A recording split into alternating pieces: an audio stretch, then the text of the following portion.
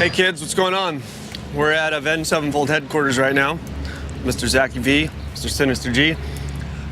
This place is it's become our home. So yeah, we're totally in the middle of making this album and it's just been absolutely crazy. It's gonna get crazier. So this is it, Big Blue Building.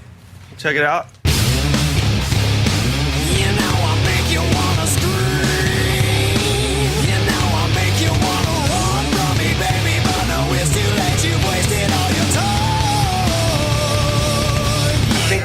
Clarinet stuff. See, I'm making my airtime. Oh, yeah! You're sitting down too. Oh, really? Down, yeah! Alright, put the mic down towards him. Are you gonna sit for this one? Fuck yeah!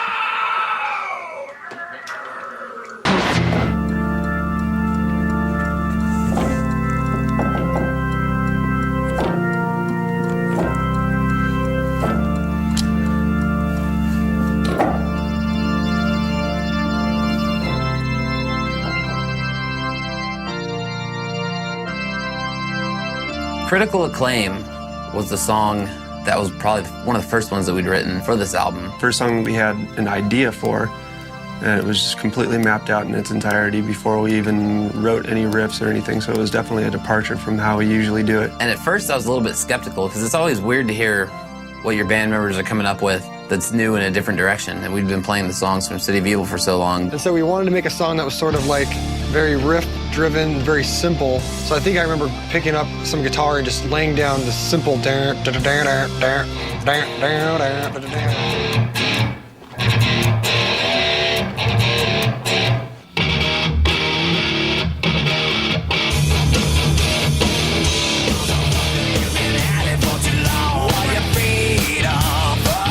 Matt saw the demo all along and knew how it would turn out, but it wasn't until we got in the studio and started adding layers and just making it huge and really working on the lyrics. It was one of my first times really collaborating with him on lyrics, and we just wanted to get a really good message across. How does it know?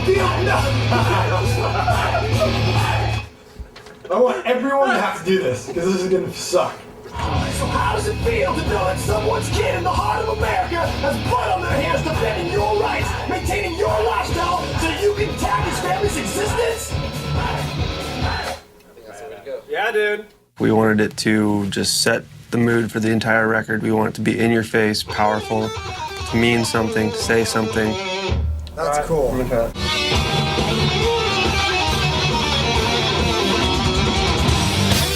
Kind of one of those songs that you can be driving around and it'll just really slam right off the bat. Critical Acclaim turned out to be like the heaviest, fucking craziest song we've ever laid down. That's what we want right there.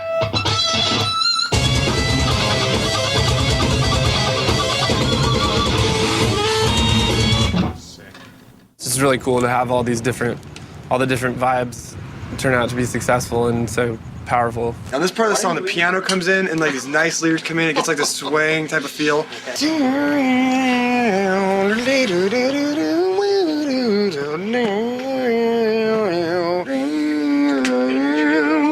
Very like moving, you know, like it's got to be floating. And then you kind of do like, and then and you dive bomb into the fucking. Yeah. That song really, the magic really happened here in the studio. We were writing for weeks and weeks, and one of the last days I was like, well, we have this song, Critical Acclaim, and it's, you know, it's grooving, but the chorus just isn't anything to be really desired. In this record, throughout the whole thing, we wanted to bring a lot of the live elements that we have of everyone singing. Everyone has a great voice in the band, so we decided to split all the backup parts and shit like that amongst ourselves rather than just having Matt sing everything. Like this? Cool, let's move on to the second verse. When we were demoing the song, the Rev sang the vocal melody to the chorus. And the Rev had this very simple chorus with a couple chords, which is the chorus you hear today, and he's all let me lay it down. When it came time to actually track it, it was definitely an element that we wanted to have in the song was the Rev coming up in the chorus, something that we haven't done before. He laid it down, sang this thing, and I was like, dude, you sound awesome singing it. You should sing the chorus.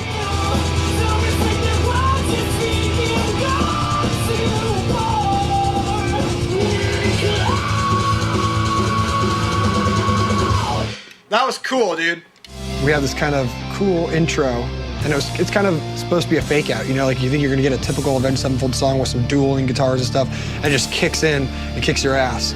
And it kind of sets the stage for the rest of the record that, you know, we're still Avenged Sevenfold, but this is a very much more groove-oriented, groove-based record.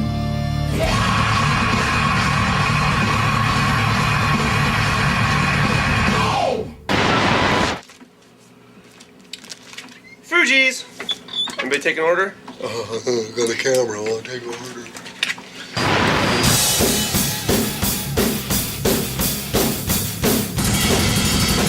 Almost Easy was a song that Rev came to the garage with where we were demoing out the album. Jimmy, like, you know, went into hiding for a while. Didn't really go into hiding, but he went and started writing. And he's like, I got a song, bring it to you guys and show you it. So he comes over one day and Almost Easy has been written. He started playing this guitar that we just didn't know what he was doing there yet. We were listening to it, we were kind of smiling, you know, like, where's this going? And when you see the drummer play the song, it doesn't really come across as great as it could be, you know. And he's like, oh, I can do that riff so good, and just imagine it. Brian refused to play it. He just refused to play it. He didn't like it. He thought it was just cheesy. And at the time, it did sound a little cheesy because it was just, you know, one note.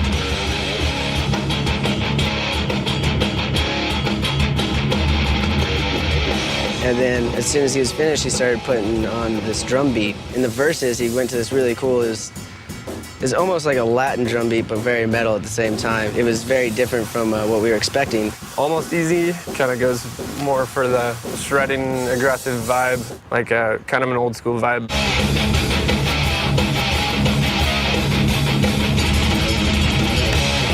Has a lot of new contemporary flavor to it, throwing in shit like double ride.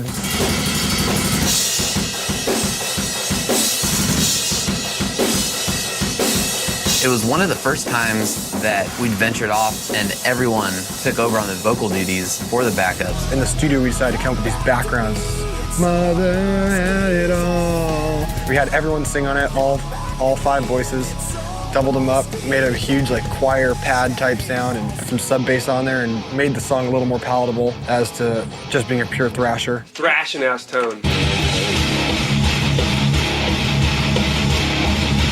We didn't have plans for that. It was just kind of a one-line sort of thing, and it turned into harmonies. And so those kind of things I really love to have happen in the studio because it's a surprise to everybody. Any of you that have seen us live know that we do all our own vocals. We would have to mimic Matt's voice in order to make it sound the best. And this time we wanted to take our own voices and mesh them together. And it really just gave that song, and all the songs for that matter, just a whole new dimension that we've never really done before. So now I think when you do see us live, we've already captured that on the recording.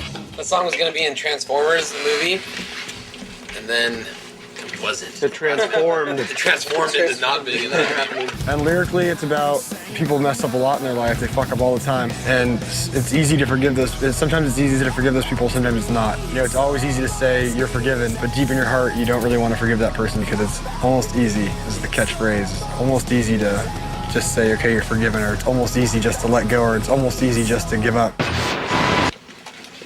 I'm holding in the my internal organs have just failed. It's a massive internal failure. Like, I can feel, usually one of them will pain as opposed to, you know, another, but they're all going, yeah, they're still going. Wait! They're still going, dude. No, you just gotta fucking, like, hey, come on! You know, like the old Nintendo system where you gotta fucking just be like, hey, come on, play the game. Scream is a song that's a little darker and a little more vicious, I guess, than some of the stuff we've done before. Definitely a very focused song. Right from the beginning, we really wanted to slow this record down, have it be a really groove-oriented album. We've never really done that kind of stuff.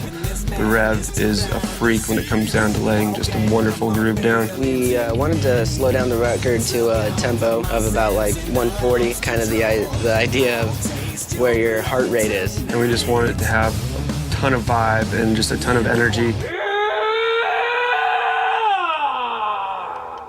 It almost has like a modern, old school, very, very early Avenged Sevenfold dark vibe. Lyrically, we wanted it to be like kind of like almost not violent, but like a pleasure through killing type of a vibe. That one rules. I don't think we need any more. Or maybe one more? Shits and giggles. One more, shits and giggles. There's a few parts in that song that we tried that have never been done by us, like the incorporation of using extreme sub bass. We got our buddy J.E., hip-hop producer actually, to come in and do some 808 blasts, and he made all those, and it came out really great. We just heard those a couple weeks ago for the first time. Dude, the backups and screams are crazy. Next. Oh, cool. Yeah, I've been listening to the... Is it up a little louder or something? Yeah. Nice. So if you have a system with subs, you're actually gonna hear just this super low sub bass come in, and it'll just rattle your speakers. And I think that's something that, you know, hard rock, heavy metal bands and songs haven't really done. We're in Vegas a lot, and I like to gamble. I love to gamble. That's a good time. I was like, you know that chromatic scale when you pull it on a slot machine? I was like, that'd be pretty fucking sick as a riff. Zachy came back with a full-on chromatic scale. Like, you know, he took the idea and it was awesome. He sent us this demo of it. We're like, yeah, that's perfect. That's really cool. Brian went home and he came up with the da-da, kind of added a little more groove to it. The da-da. He's always been a really big fan of those type of like grooving, like bending, huge guitars. He just loves that stuff. And he loves it when it's a little bit out of tune and a little bit, you know, wavering a little bit, so it's not too pretty sounding. The guitar solo, we were actually lifting weights, working out, and I was like, dude, you know what would be cool in the beginning of the record would be if you just shredded over something and you it really didn't even have any notes. You're just doing a motif of like a over and over and over. Okay. And the solo is the hardest solo to play because it's all picked. It may sound like it's something else, but it's all picked. It's all those fast, ridiculous triplets, and I don't know how I'm gonna play it live, but we'll figure it out. That's a badass solo. it's a song that you could definitely bang your head to, or you can always see one of your favorite dancing girls dancing to it. To me, this song with the riffs and stuff was like a strip club anthem, you know, just pure groove. Girls can dance to it. At the end of that song, we kind of wanted to make it like kind of coming in and out and a little bit more of like a euphoric type of feeling. So me and our engineer Fred sat up really late one Saturday night and we started messing around with samples and with delays and reverbs and different sorts of things. And we sat there and just took all my vocals and took them apart and let them go through it. I love I like the way it like blends into the chorus. That's the craziest, yeah. So that's how Scream came about. We didn't want it to be like, oh, here's a grooving part and we're gonna ruin it with a fast part. Kept the whole thing grooving, the whole thing's the same tempo, and it just always makes you bop your head. You'll never hear a part in that song where you don't just want to go like this.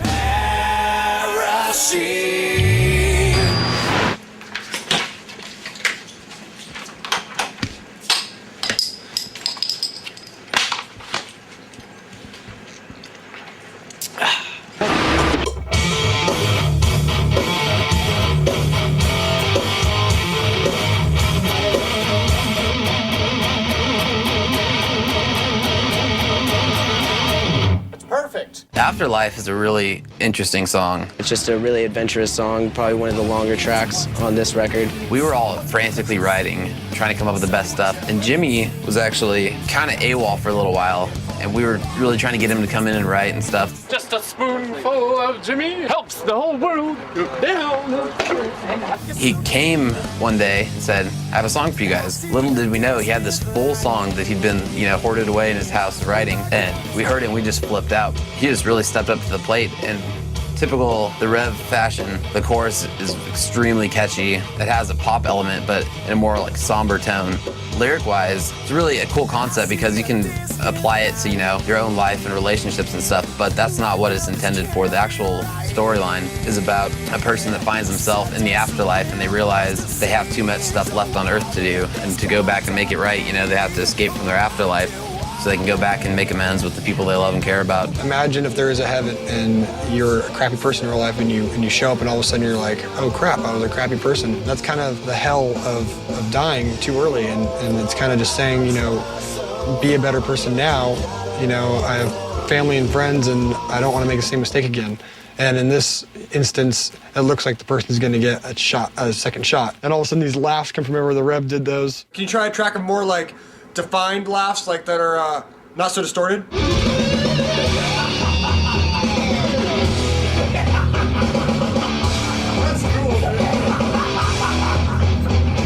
know, he just went in there and started laughing. He was laughing so hard, and he wasn't even, nothing was funny. He was just laughing, and I was laughing my ass off in the control room just because it just seemed so funny to me that he was doing laugh tracks over and over and over. That's awesome. Dude, you're a fucking genius, dude. To throw that in this song is the fucking best thing I've ever heard. Yeah. During the demoing of the song, we had strings on the keyboard that we were playing, and we eventually got to have Mark Mann come in. One of the great things about Avenged Sevenfold, the guys, is that they're brave enough to try new things. They're also confident enough to know that their songs and their musicianship are just so great that they allow someone to come in and arrange things or add things, and that's a great honor. I mean, it's trust. And that was really cool to work with him. He came in and did all the string parts that we wanted to have an intro and then slam into our traditional Avenged Sevenfold duels. Sin's solo's out of control. We had the string players, and we were playing through the song, and then it comes to the guitar solo, and Brian's guitar solo is just blistering. And Miles, the bass player, was just listening on his headphones, and he just had to turn around and look at the control room, and just with the biggest grin. And when that take was done, he just came out with, "My God, that's the greatest guitar solo I think I've ever heard."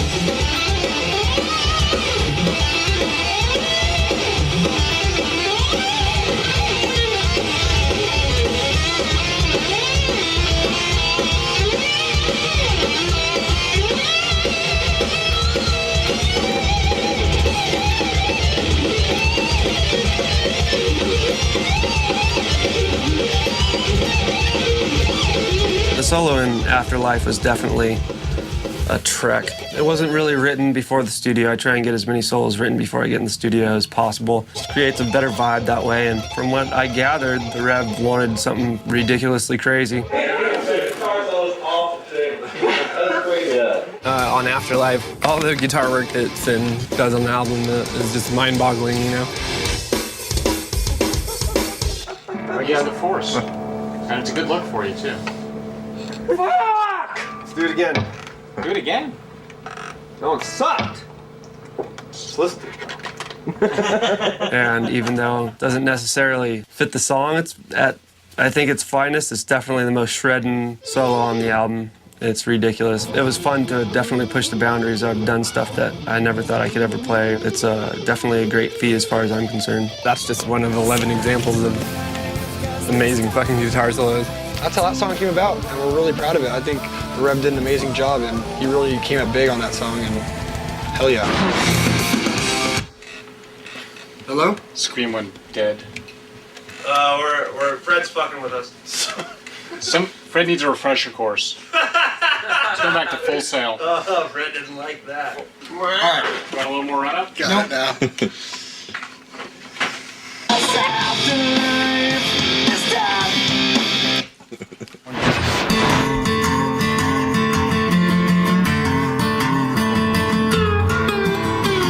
Gunslinger is one of those things where I had this riff, this heavy riff, and my idea for it originally was this heavy grooving song, 1, 2.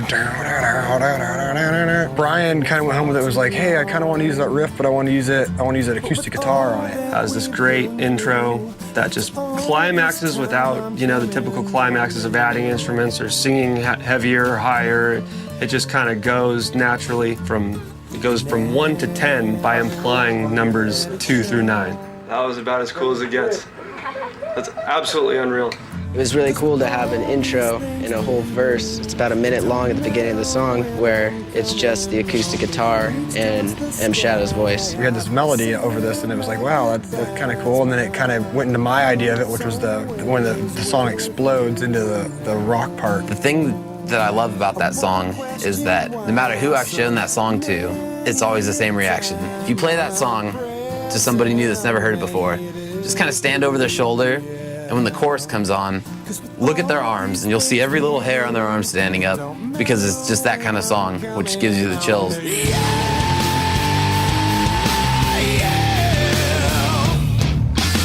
had this pre-chorus and then this chorus, but the pre-chorus was our chorus now. Won't question why so many have died.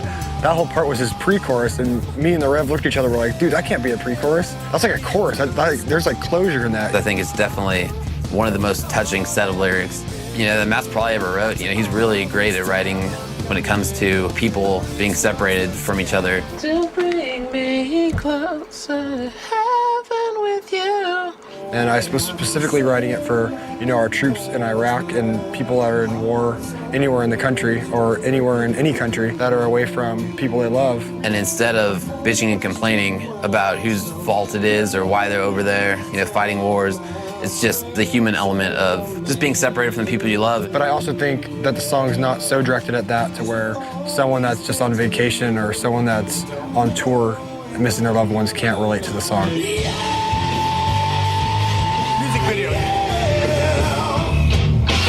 If anything has gone just perfectly in the studio, it would definitely be that song.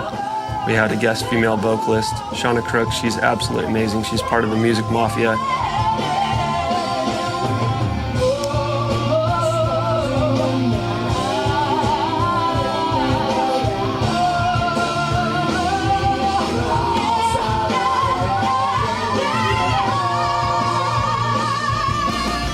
Had a great opportunity to meet the guys in Big and Rich, and they've just completely befriended us, and we have a mutual respect. We're really about music without prejudice, so that's how they put it. Hey, sing it like a lead, like, fuck this background shit, we'll bring it down. Yeah, be loud.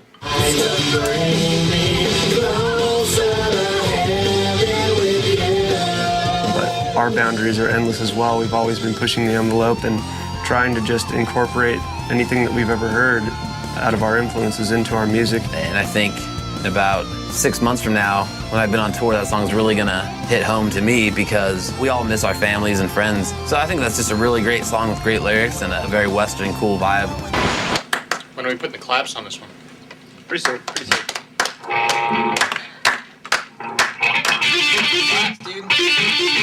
All over the holes.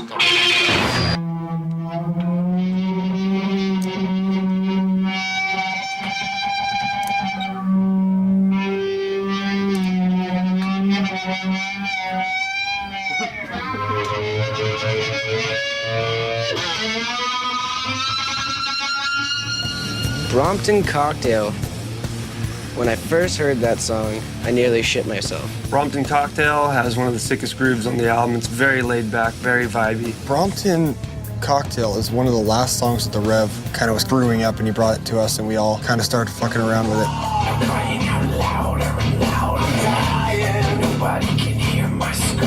Brompton Cocktail, I kind of had the idea for, it's kind of a hip-hop-ish type of really heavy, subtle groove parts, like in the verse. Lenny Castro laid down some amazing percussion on that kind of stuff, and it's really just put the whole song in the pocket.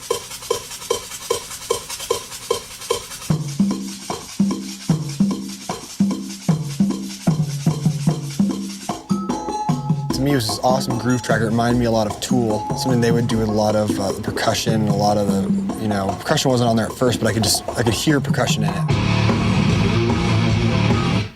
That was awesome, man.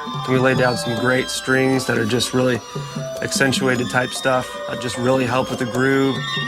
We really wanted to have strings put in the verses, a really answer and call thing to the vocal line and to the riff.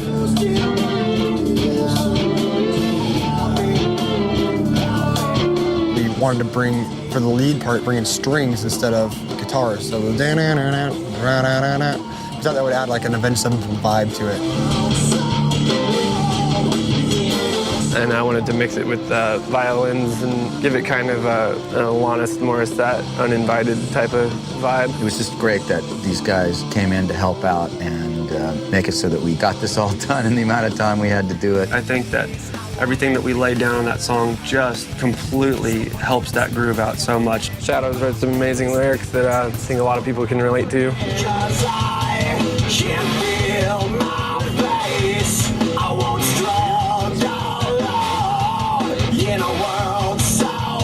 Chorus, love the chorus. I actually re-sang the song like 3 times just to be completely happy with it. You know, it was kind of one of those things where I just had to keep working on the vocals to get them where I wanted them.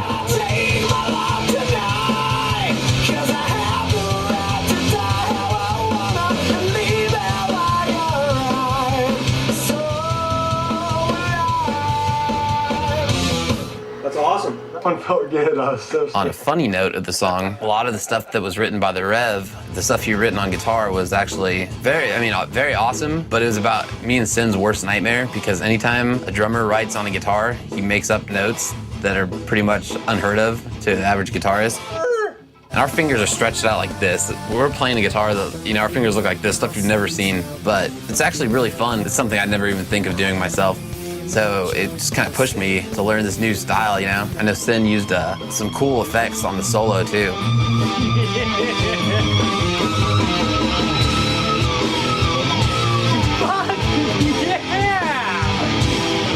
Damn! Money? I don't know how you could grab that shit so fantastically. We stacked that song, even though it sounds very minimalistic.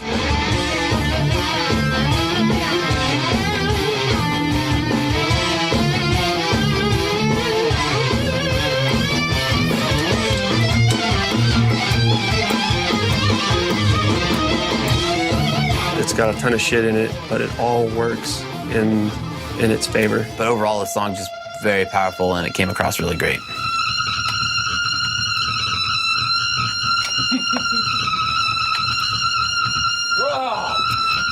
Fuck that, I'm out of here. Jesus Christ. Track it. This is where all the bullshit on the album happens. Low-end bullshit that just fucks with your ear. Makes you really sad. Sometimes the brown note. Can't spell bass without ass. Love is good and things go as they should.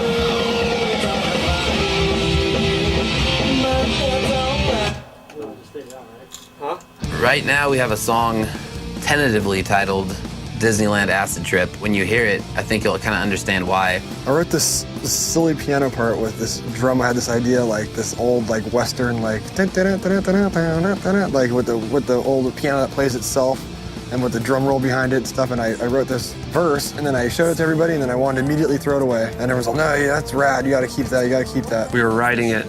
We were kind of just like, how should we approach this song? It wasn't really coming together. A lot of songs were passing it up and growing. This one was kind of staying stagnant between verse and just, we didn't really know what we wanted to do, but everything we were kind of adding to this thing created this vibe. So we finally one day asked ourselves, what does this song remind you of? What do you think of when you're writing this song? And we came up with a flying carpet ride. We were like, this is a flying carpet ride. And as we kind of went along, which happened much faster after that, we just realized it's much more than a flying carpet ride. It's like being on acid at Disneyland. So they were like, well, let's do the electric parade in Disneyland when you're on acid. People should be Matt's cartoon voice, dude. We had Jamie lay down the piano on it and worked his butt off on it and just get that thing perfect. Just did all this kind of classical-esque type stuff. Then we're gonna change the whole vibe. We're going to this pirate type. Some of my favorite just nuanced type guitar work, a la Walter Rice. Walter, do I still got a Walter? Damn! We got a Walter? I'll get him. Oh, you rule things. I got some. You want some water? No, just some Walter. We wanted to have a song that just had a real religious choir to it.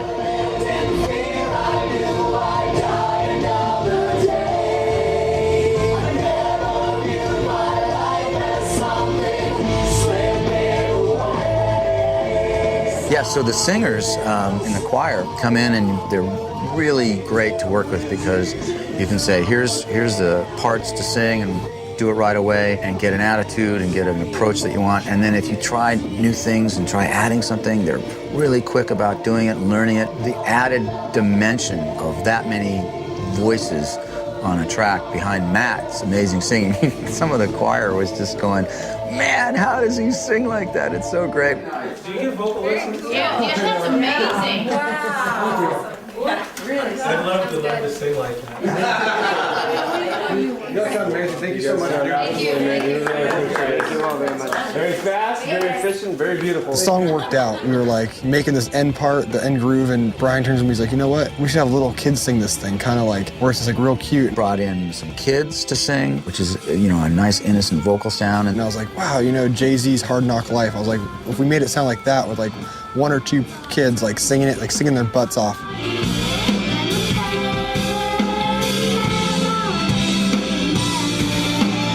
You know, I don't know, they're 8, 9, 10 years old, and they were so professional. They came in, they sang, it was amazing. And lyrically, we just wanted to write about growing up and the full circle of life. You grow up, you get older, you have one chance.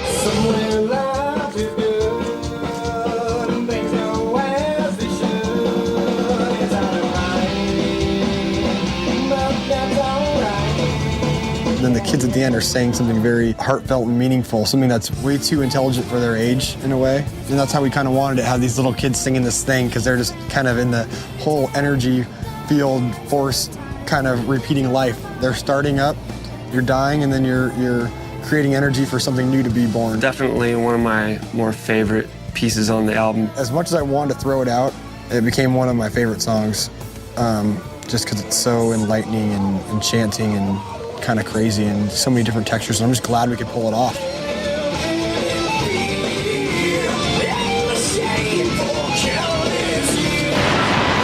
Stupidest thing you could ever have.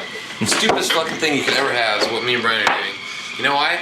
Because last time I decided to get real fucking fat before we did the DVD. So now I gotta eat stupid egg whites and oatmeal until I'm skinny again.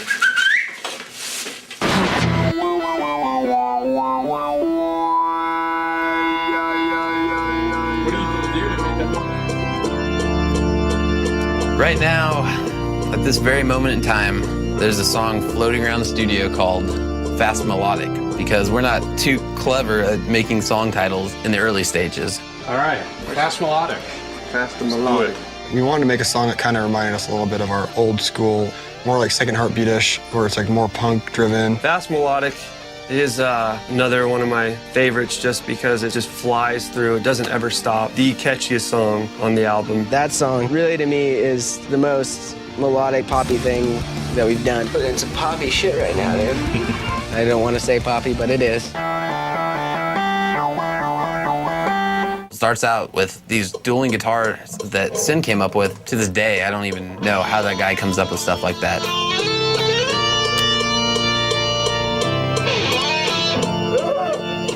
And we're off. It's just pure melody, pure energy the whole time. It's really, really fast.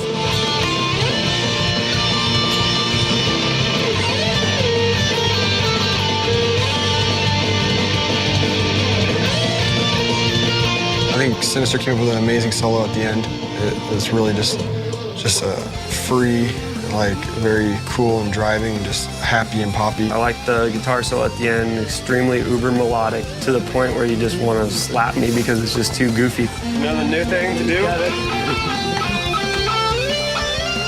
Those days when that guitar just won't stay in your fucking hands? Wax it up, wax it up, wax it up. Get that thing all waxed up. A little bit of sex wax, yeah. It's just a great vibing song. It's just a happy song. It puts you in a good place, and we auto-tuned the shit out of it. And while Matt was in this very room doing the vocals for that song, I had this brilliant idea, which you might hate me for later, to get a little festive with the auto-tune. It's something that we've always really liked, you know, and we never heard it in any rock music. So we really wanted to try it out, and we actually all fell in love with it. We took the vocals and we hard auto-tuned them so that you can hear the actual notes, you know. And we just thought that it called for it to make the song, you know, unique and try something we'd never really done before. And it came out really cool. And I don't know what that really does to it, but I think we like it. It's one of those things that people either hate or love. A lot of people that have heard it already so far have been like, you know, I don't know if other people are gonna like that thing you have in your voice, but I love it. And I've been hearing that from everybody. Like, I don't know if other people are gonna like it, but I love it. So that's a good sign, is that everyone's kind of scared to like it, but they just like it. I love it, dude. That's what I'm That's what I've been saying. I think if we're gonna do it, we gotta fucking do it. One of my favorite tracks on the album is definitely Fast Melodic. It was really cool to hear the lyrics that Chad came up with for it. The way you're singing the chorus is great too. We demoed the song and had Gates humming a melody for so long that I could sing along just to the humming. The lyrics he wrote for that song are really impactful, and they really touched the shit out of me the first time I heard them. The song is about mankind just always being obsessed with war, and that's just how it kind of is. You know, these people preach for peace and stuff, and it's a really nice thought, but mankind has always been based on war and conquering and this and that, and you always know that in the end the empires will crumble and there'll be another war to be, you know, the ruler supreme, and that's kind of what the song's about. My heart, at least for the most part. I'm scarred today. Hey, dog. What's wrong with you? You want me to do that high octave too? Dude, what happened? Jesus Christ. What happened? Once again.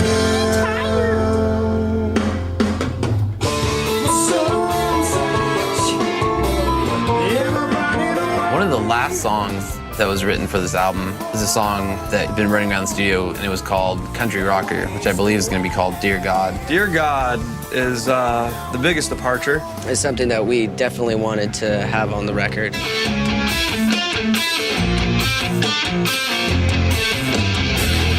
We've been listening to just a vast variety of music, and country being one of the biggest ones, so we went in that route. The original riff was written by Brian. I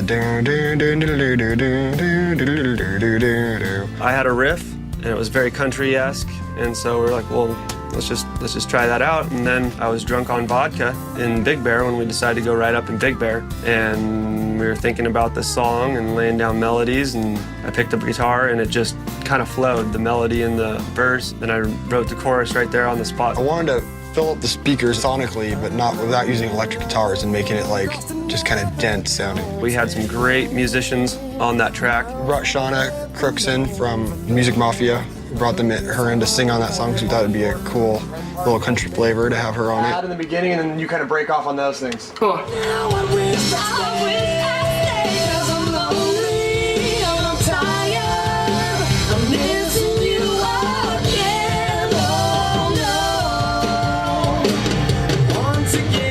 Very nice, amazing. That sounds amazing. And that was definitely a treat because she's got a beautiful voice, and that was just fun to hear her sing. So we did a lot of textures with banjo and acoustic guitars and just different flavors to make that chorus big.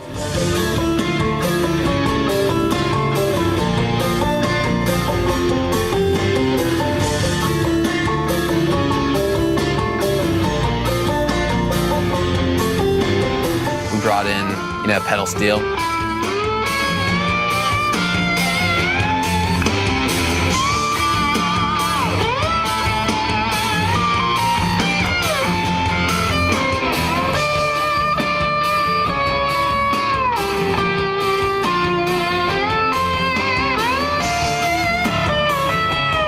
He was just a phenomenal player, so we kind of trade 8ths or 16ths or whatever it is at the end. He just blows me away because he's just so much tastier and so much more melodic than I could ever be. I'm sitting there trying to think of the best shit I can play, and this guy's just, in La La Land going crazy. It's just absolutely phenomenal.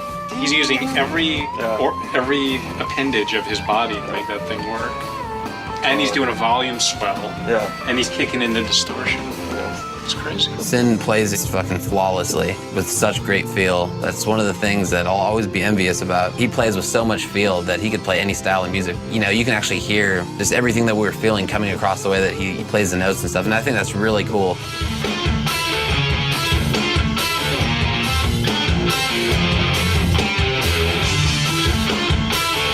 And we kind of wanted to fade out like Hotel California style, where it just kind of goes different solos, different textures, and you kind of just listen and get in the groove and just have it flow like that. But this song was just made for when you're driving down the highway, just a long journey, just to put your mind at ease, sort of. A road song. It's about being away from people that you miss and love and wanting to get back home to them and just being alone and lonely. I know a lot of people feel that way a lot of the time when they're on the road. Just kind of the whole journey of writing the album, it's kind of, a finishing point, just to kind of relaxing into the madness that's going to be the album. We've always had our slower, more ballad songs, like Seize the Day or I Won't See You Tonight. And I think we really captured a lot of cool things and tried a lot of new things with that song. And I think you're probably going to hate it. So fuck you. Just kidding. I tell you, I love all these guys, man. I tell you, they're great. The Jimmy, he gets a couple drinks in him, he touches me, you know, places. I mean, come on, man. He's a wild guy. And the Johnny, shit, man. The guy fucking farts worse than my fucking... It's like sulfur. Shit. It's sulfur. You want to tell us a little about what you did on the record exactly besides write, produce, conduct? I mean, what else did you do? I heard there was a lot of vocal comping going on here, and... Well, I comped your vocals, you know, Shadows. You did a great job. Like I said, the I is very great, very cool, you know. I love that shit. And I'll tell you something right now. This is just between, you know, me, you, and, you know, the kids that are at the home. The Gates, man, he did not play a couple solos, if you know what I mean. I just, you know, late one night, I play guitar. You play guitar too, huh? That was you. Well, I wanted to thank you personally for making our record better than it would have been.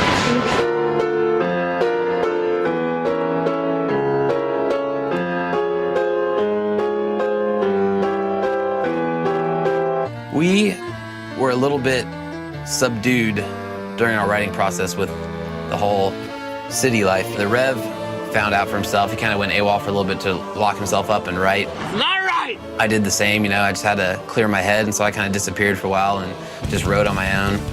And it kind of hit Matt a little bit after it hit us that he needed to get away from all the noise and create some noise of our own. So he came up with the idea of heading up to a cabin in Big Bear. Everybody was up in Big Bear at M. Shadow's cabin. Because we were just getting bugged too much by neighbors and family and fans and friends. You know, we've come a long way and achieved some success. And coming to Huntington Beach and writing isn't necessarily the same as it was several years ago. We had a little bit of a writing process up there to kind of get away from everybody in Orange County. We wanted to clear our heads and get up there in the mountains where there's just nothing around you and we could just be inspired by each other. Sinister and the Rev had this band called Pinkly Smooth. It's just primarily goblin metal, heavily Danny Elfman influenced, as well as Oingo Boingo. When Jimmy decided he was going to write on this record, he didn't know how to write Avenged Sevenfold style stuff. And we're like, you don't understand, like, we are Avenged Sevenfold, we can write whatever we want.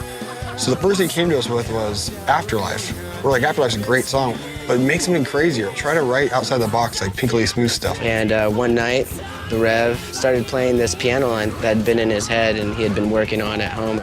He's like, okay, just give me a keyboard. And so I had set the keyboard to the little motif rack, and he's like, just press record. And so he started playing this thing with one finger and adding another finger. So he plays like one note at a time. Plays the song for 8 minutes all the way through with one hand. And he's like, okay, now start me over again and give me a left hand. So then he does the left hand, just ding, ding, just like these little chords, right? So then he's like, okay, now record me on the drums. Press record on the drums, and he plays this crazy beat over this piano, right? And it's just going crazy, and we're just like, okay. And then adding some bass notes, and all of a sudden we have piano and drums. With a little bit of a melody in the chorus, and that was it. So we have 8 minutes of just like piano, one left hand, one right hand, nothing spectacular. We didn't know what we were getting there. Then he's okay, takes the mic, and he's like, now give me a track on the microphone. So we give him a track on the microphone, and he's just whispering these melodies. And it just sounds like this 8-minute, 50-second collage of different ridiculous stuff.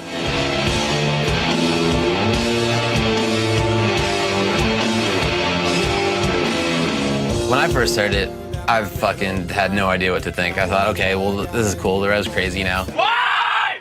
Whatever, we got other good songs that are gonna be on the album. Matt just heard this piano and the melody that Jimmy was singing flipped out. It was like #1 on Matt's list to make sure this thing happens. I just didn't get it.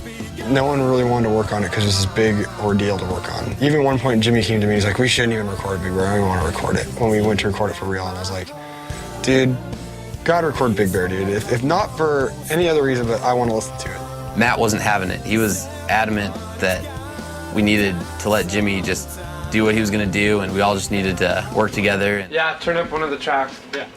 It was really very different from anything we've done. Jimmy, who's a mastermind, was thinking at 1,000 miles a second about these cool melodies and the storyline and writing lyrics for this thing. You must have stabbed her 50 fucking times, dude. It's such a cool line, dude, when he sings it. The Rev got these lyrics that were kind of twisted and funny at the same time.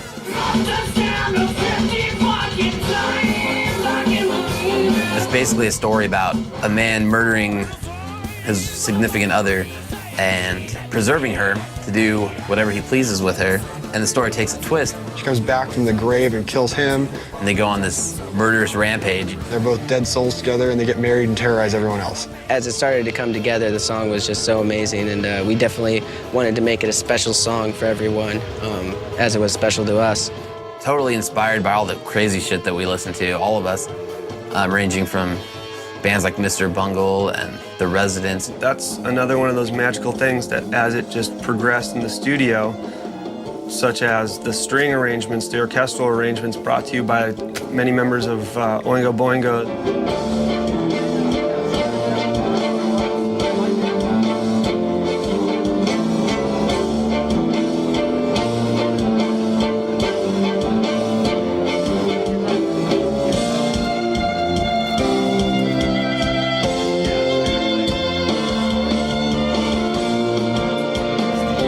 Mark Mann said, I'm gonna call Steve Bartek to work on this song and do horn arrangements. And I said, yeah, let me involve Steve Bartek, the guitar player from Boingo, and get him to do some horns and stuff. So we're like, Steve Bartek, fuck yeah. Like Mark Mann and Steve Bartek, the dudes from Oingo Boingo who do all Danny Elfman's stuff, are gonna work on this song with us.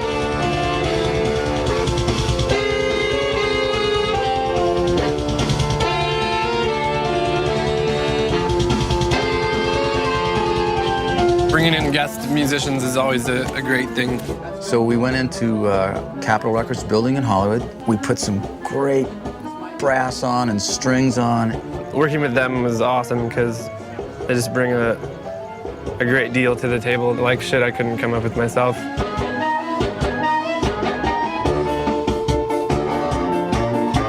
We have brass and woodwinds, and we've never had that on a record before.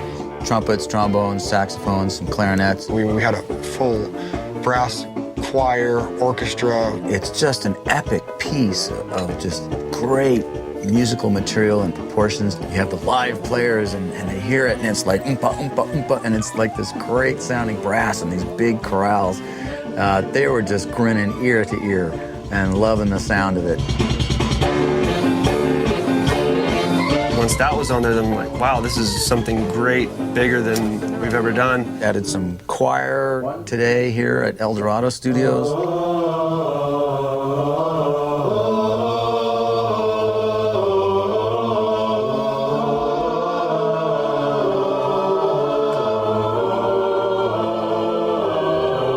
Yesterday was the day that we really got to put all the fun stuff, the laughing and the yelling and the whole band came together. We had Zach doing the wedding ceremony. Of your eternal life. Take this band and death for the rest of your life.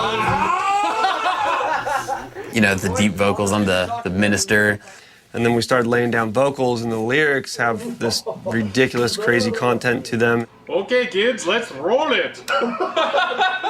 I sang the main vocal. Before the story begins, is it such a sin for me to keep what's mine until the end of time? Jimmy's singing the narrator part.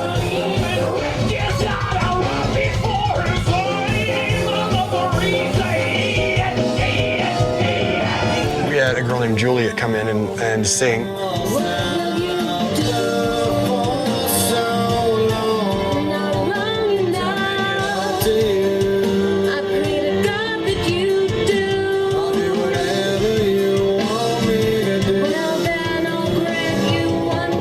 She was amazing. She just played the part perfectly. It reminded me of like a movie soundtrack.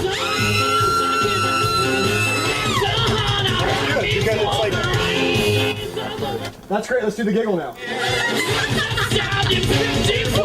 The idea was we wanted a Halloween type of vibe.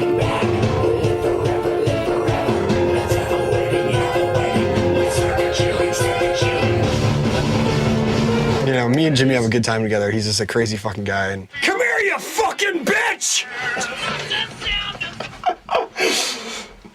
Oh, let me hear it back.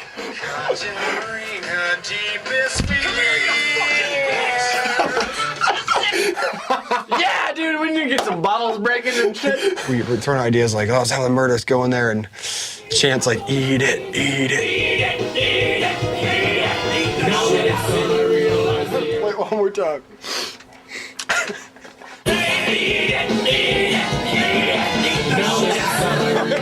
these funny things that we just fucking came up with on the spot, and me and Jimmy were just going in there fucking going crazy. That's all yours the last fucking time! Get over here!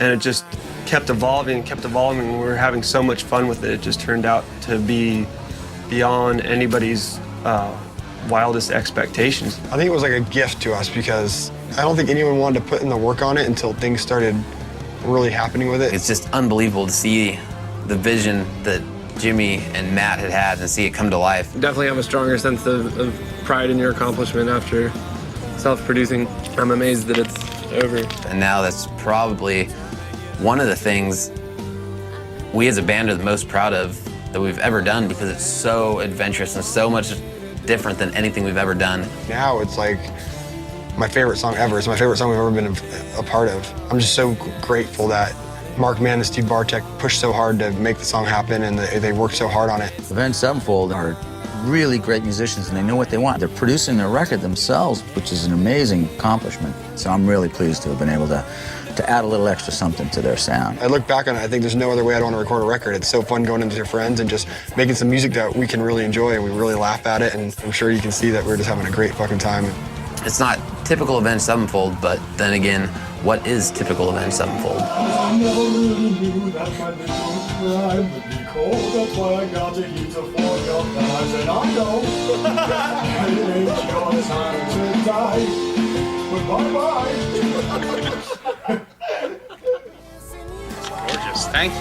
Very, very welcome. I really appreciate that. This has been the best album we've ever fucking made, the best time. Thanks, Best time ever. We owe it all My to pleasure. the genius people that we've been working with. Yeah. Dave Shipman, we presented him with a nice watch. Oh yeah. He presented us with some very fine champagne. Cristal. This is to celebrate the end of our album. So, gotta celebrate in style. Good job. Johnny Christ takes the cake once again. Cheers. I love you guys so goddamn much. I can't even fucking believe it. Great job, guys. Yeah. Me and Zach are officially done. As of right now, we are leaving. We will see you in a city near you. Woo! That's how it feels to get done with your fucking producing our own album. Steal a pack of smokes for the road, beat the table a little bit, fucking bark at the moon. And like that, we are fucking out of here.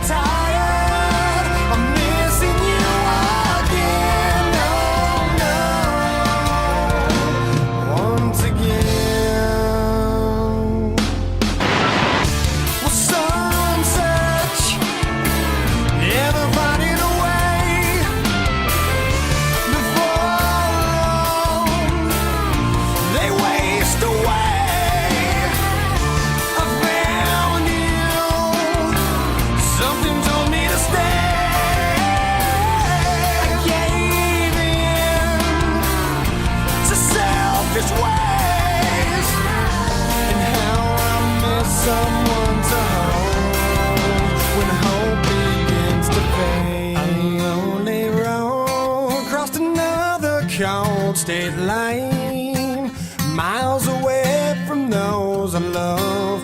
Purpose hard to find.